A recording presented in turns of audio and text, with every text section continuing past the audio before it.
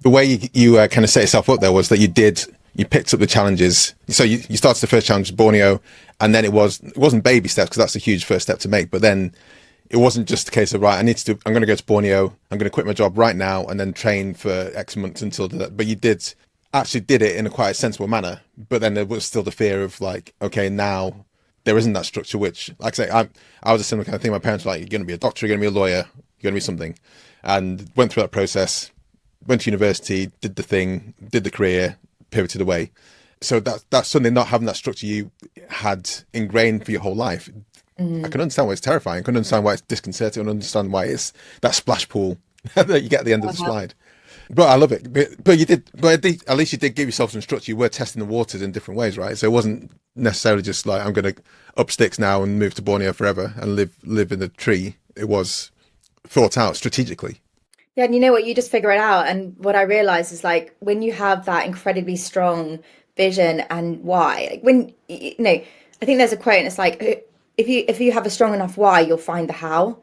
When your why is literally like it consumes you, that whole it's what you get out of bed for in the morning, then you just figure it out. And it's so exciting, it's so fun, it's I wouldn't change it for the world. I wouldn't be able to do something that I didn't believe in and that wasn't, it's like I was put on this planet for a reason and I figured out what that is, and it's to go through these things and use myself as a human guinea pig to face fear and deal with a lot of things that a lot of us struggle with, and then extract all the tools and the frameworks and the lessons from that and talk about that in a way that people relate to and respond to and resonate with, that actually moves people from A to B. That's not just another, inspirational idea or whatever it is, but actually these are the tangible steps that you can take to move yourself from A to B. And also, these are all the things that we're all struggling with and they're completely normal. And that's like I have a very compassionate approach. So like when I coach my clients, it's really trying to alleviate some of that pressure that we feel from the external world of all of the things that we should be or should be doing or how our lives should look or feel, or all this insane amount of pressure that we all experience on a daily basis through social media, through parenting, through peers, everything. And just support people to actually take those steps forward. So one thing you said there, which I thought was awesome, is like using yourself as the guinea pig that you then share your knowledge and your experience with other people. I imagine you connect and touch and inspire a whole wave of a bunch of people. What's it like when you meet those people, and what kind of feedback do you get, and what does it keep on inspiring you to keep on doing what you're doing? Yeah, it really does. It can be really touching, and it's really, yeah, my brain has just gone to like all of the different sort of interactions that I've had with people over the years. I mean, when I went and did my second Ironman, which was Ironman Wales, I'd done it a year before, I think a year or 2 years before, and I'd written about it and written this blog and done a video and stuff like that. And I had so many people come up to me during the race the second time from people at registration or during the race and just be like, I read your blog and that's why I'm here. And I think that that's exactly what I want this to be about, is this movement that is empowering and inspiring, and people taking action over our lives and realizing how incredibly amazing and powerful and unstoppable we all are and we all can all feel. It's just that we are incredibly good at getting in our own way as human beings. We're literally the best at it. We come up with all these self-doubt and the reasons and the self-sabotage and imposter syndrome. Yeah. Oh God. Again, it's all this external stuff, and then we build it all up and then we don't take action. It paralyzes us.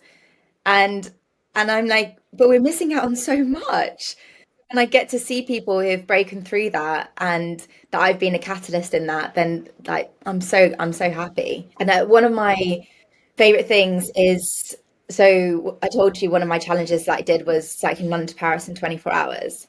And then over the last 10 years, I've created an event and I've run that every year, and people come from all over the world to do that. And like last year, we had someone who met someone on a beach in Guatemala.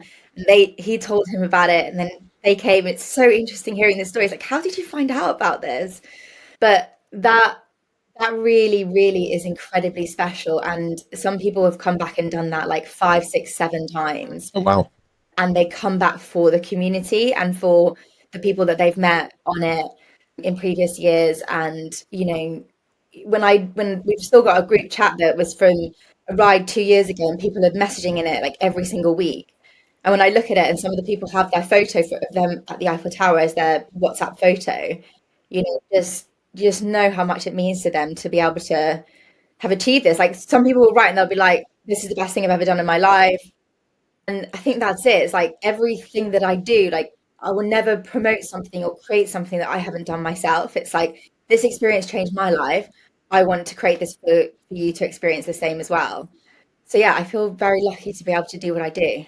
I do. It is one of my challenges. One of the things I love to do is London to Paris, and we were supposed to do it for a friend's stag do, and end up at Moulin Rouge at the end. It never did transpire. So I might have to join you on one of these annual trips. Please do, please do. It sounds great. So who? Definitely have some aha moments on that for sure. You'll definitely have some aha moments on that for sure. Yeah, honestly, when I started cycling a lot, it's just immense. It's just really great Yeah. fun. And one of the things you said there about community was like when I was living in London, I used to cycle around Regent's Park like literally every morning before work, and the people I met there were like, sometimes I didn't know them. If I was to stand next to them, but once they started talking, I was like, okay, I know who you are, and you could have really in deep conversations, and it's led to business things. It's led to just life moments, which has been fantastic. And I think cycling is really powerful for that. So I'm sure there'll be a plethora of aha moments from cycling from London to Paris. Yeah. Well, you just inspired me because I've just moved back to London, and you've now inspired me to think that's exactly what I should do. I should go and join a cycling club and go and cycle Yeah. around Regent's Park because I used to love that. Well, Uh, you're South London now, aren't you? So yeah, Richmond Park is probably an easier grab for you. yeah. But Regent's Park is a vibe. yeah, Regis, It's like, I love it. I love it to it's an absolute vibe. But this is how this works, and this is the world that I want to live in, where we're all just inspiring each other to go and take action and do epic stuff, and then realize, hold on a sec, I don't need to let all this fear and imposter syndrome hold me back. I can go and do these amazing things. I've learned how to back myself and keep going.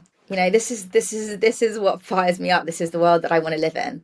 Not where we're like, oh, it's so difficult to do anything, or there's just so much fear in the world. the reason I started cycling. Well, so I came to London doing triathlon, and I was just cycling around and joining a tri club. By the way, where you are, there's a triathlon club called Full On Tri. Yes, If there you is. and they were quite good when I lived near there temporarily before moving to North London. This is like 15 years ago, but they're a really good bunch of people. So maybe connect with them if you're looking for a bunch of people to do tries with. But so moved to North London. And one day I just woke up and there's this hill called Swains Lane in North London, Yeah. which is the cyclist mecca. Yeah, we used to And do that at lunchtime. at lunchtime, oh wow! And we Yeah, need to. my office was in Kentish Town, so we used to go and do Ah, Swains Lane. so that's why I moved. First place I moved to was Kentish Town when I moved to London, and Nice. someone said you should go up Swains Lane on your bike, and I was like, okay. And one of the first times I did it, there's a guy there, and he was Everesting, which for those who don't know means that you'll run, climb, or cycle the same height of Everest, obviously in reps. So I think Swains Lane's like an elevation of like say 100 meters. So he'd have to do like 800 laps. I can't remember what it was, but he'd have to do so many laps to the equivalent of to climb Everest. And I joined him for like 10 laps of this, and then we kept in touch. He was doing it for charity, and then I joined the cycling club afterwards, and Wow. we woke up, got to Regent's Park 5:45 every morning.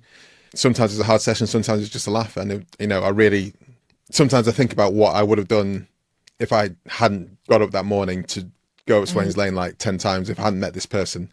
So mm, you're that person. So you're that person for a lot of people.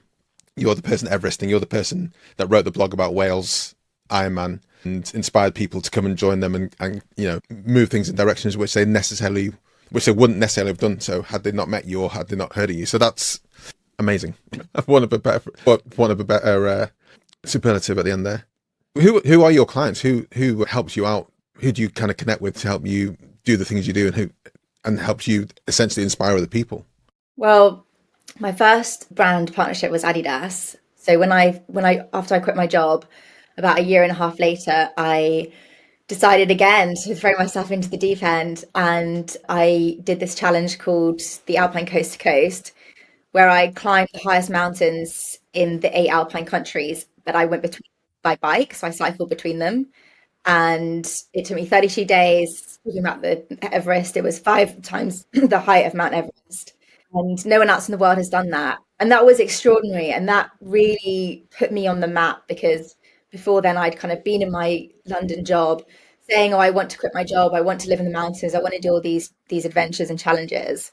But actually, like another thing for me is like be a doer, not a talker. And so many of us like can get caught up in the talking of all the things we want to do. But we've just got to say, okay, I'm going to go do that. And that was, another aha moment for me. It was like you write something down on a piece of paper, you plan it, Mm. but then when you commit to it, you just go and do it, and then you're living it. You're living. You bring this thing to life that you planned in a Google spreadsheet or on a piece of paper or a whiteboard, and you're cycling through these countries and up these mountains. Like I'm actually doing this. It was so cool.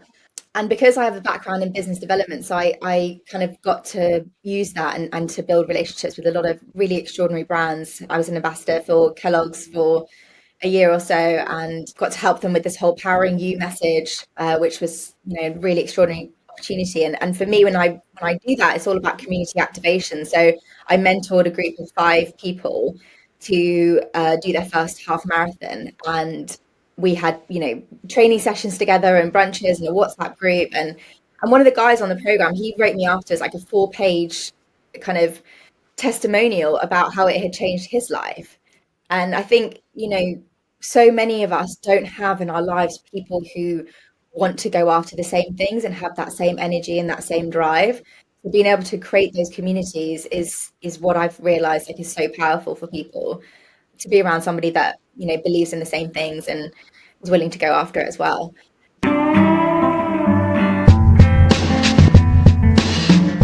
But today I do a lot more coaching. And so I coach a lot of founders, CEOs, leaders and teams around mindset, around this high performance, how we can all unlock greatness and growth mindset, resilience, courage. Those are kind of the key things for me, helping people understand like what is it that's holding us back and how can we unlock that basically. So a lot of aha moments with my clients, which is really, really fun. It's amazing to witness. Yeah. Well, I'm gonna get to the aha moments question right now because this podcast is called Aha Moments, and you've liberally sprinkled through a lot of aha moments through. But I'm still going to ask you the same 3 questions I ask everyone because I love hearing them, and a lot of people find them inspirational. I can't say that word today. Inspirational. So the first question is: you think of an aha moment in a product or service that you've or company you've worked for. How did you find it, and how do you kind of steer people towards that as soon as possible so they can get that aha moment as soon as possible? Yeah, I love that. I think like from the very beginning, when I started to communicate anything online, that I wanted people to see the things that I was doing and think, if she can do that, so can I. But not in a And derogatory, right? It's not like, oh, yeah, she's someone who can do it. I must be taller than her. I look faster than her, and therefore I can do it. It's just like relatable things like, the oh, other opposite. people are doing it. I can Yeah. definitely be one of the team, right? Breaking down the steps, and a lot of athletes maybe obviously we've gone through this huge wave of storytelling content and of all brands wanting and us wanting athletes or anyone who's achieved something successful to break that down and show us how they did it and show us that they were a normal person once or they still are a normal person, but they've gone through these steps. But I think that's the core thing to everything that I do is, I'm not someone who kind of climbs the mountain and says the view's amazing up here, how's it going down there? It's like the view's amazing up here. Here's how I got here. And here's how you can climb your version of your mountain as well. Not even, you don't have to do the same things as me. You don't have to do Ironmans, but can you take a step forward today in your life with where you are? Can you make a different decision for your physical and mental well-being? Can you invest in the future you, in that way? And I think that's always been like really core to what I do and being able to sort of share my journey in that way that is a bit more vulnerable, that you've got that strength and vulnerability on both sides of the coin, or courage and fear, and they both exist at the same time. And it's really about noticing that we've got all of these voices and all of these players here, but actually making that choice on a day-to-day basis of, I'm going to choose courage, I'm going to choose taking a risk, I'm going to choose change, I'm going to choose challenge, I'm going to choose all these things. And that is a choice that all of us can make. And it has to happen. We have to do it daily, all the time. So I love the aha moment there is, I'm trying to unpack that because there's a lot to take away from that. Do you want me to give it a Sorry? go? Yeah, What did you give it a go. Yeah. I think the aha moment there is knowing that we can always make that courageous choice Yeah. and actually doing it and realizing that, it's never going to feel easy. It's never going to feel comfortable. But over time, we are able to overcome the fear that's holding us back, and it does become easier. I think we all have things that are holding us back, and it's really uncovering that. But you've got to make sure that the client gets there themselves. Like, I might be able to spot that in somebody, but they're never going to change unless, if I'm like, oh, this is your this is what's holding you back. So it's really supporting them to do that, and I do that in a very compassionate way. As I said before, it's like taking into consideration, the entirety of everything that's going on, like all the pressures that we have, the way that we were raised, all the conditioning that we've had, but then looking at exactly where we are today, and thinking, well, is the way that I'm living, or the way that I'm thinking, or the beliefs that I have, are they actually still serving me today? And if not, then what actions can I take to rewire and rewrite that narrative and rewire the way that our brains are working?